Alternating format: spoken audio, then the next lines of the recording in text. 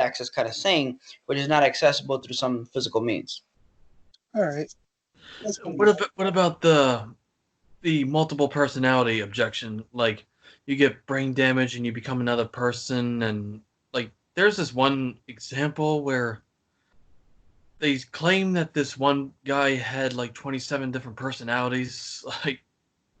Like which one's his soul? Which one's gonna go to heaven? Which one's gonna hell? Is he gonna go to? Like, where's he gonna go? Yeah. So that there's in these kind of cases, which are unique, interesting cases, I think I've heard it called soul fragmentation. And excuse me,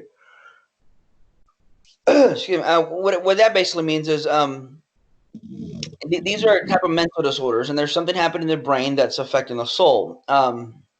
I've argued before that you take a perfectly tuned guitar and I play a song, it's going to sound great if I know how to play the song. But if you start to clip my strings or you start to detune my guitar, it's going to affect the way my guitar is playing. Now, this doesn't mean that therefore there is no note C, or the note C is inside of the guitar, and if you break the guitar open, the note C is in there. It just means that there's a cause and effect relationship.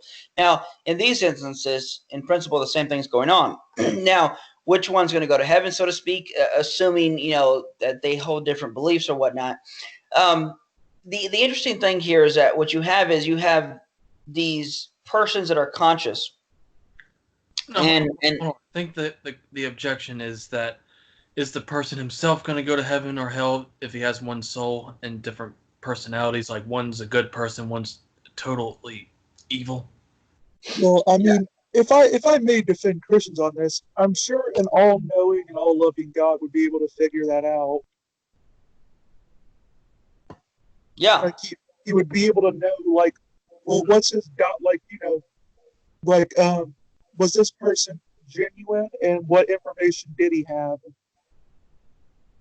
Yeah, no, that is definitely a response one could use, that an all-knowing God would know in that situation, and that's why I even tell people, God, I'm the one, behind the judge's seat, right? I'm not in charge of that, and that's good.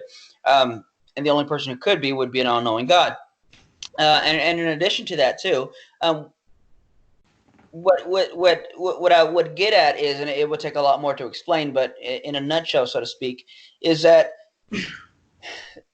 there are different states of awareness. And let me explain this before I get to the conclusion here. There are things I'm aware of, like a second order awareness, but then there's a first order awareness. In other words, I am aware of that we're talking right now, and I am aware that I'm talking to you guys right now. Now, contrast that with something that, let's say, in your peripheral vision. If I'm looking at the computer screen right now, in my peripheral vision, I can see the walls of the room. I can see, without looking, there's a ceiling fan above me.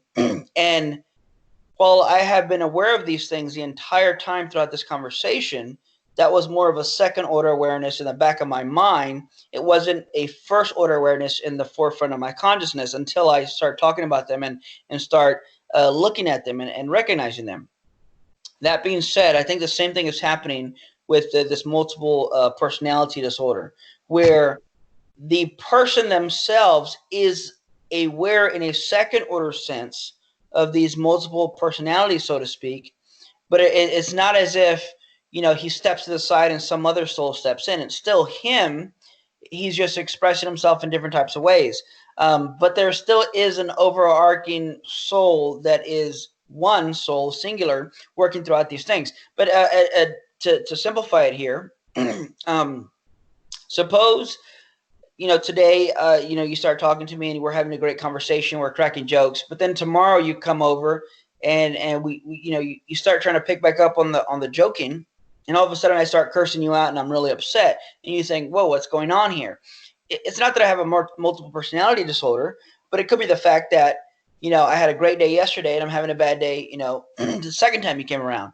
Now, I say that simply to say it's not inconceivable for some person to have a different type of mindset or to seem like a different type of person. Now, I'm not saying that's the same thing. I'm saying in principle, you can see how a person can change almost drastically in different ways and characteristics. Now, group those characteristics into a certain type of person, or in a certain type of body of expressions and label that another person or another personality.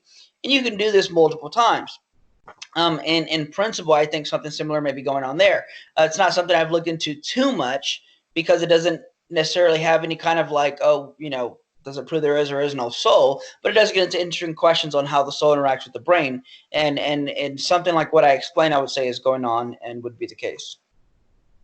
That's interesting. That's very interesting. I actually do think that is a bit more. I wasn't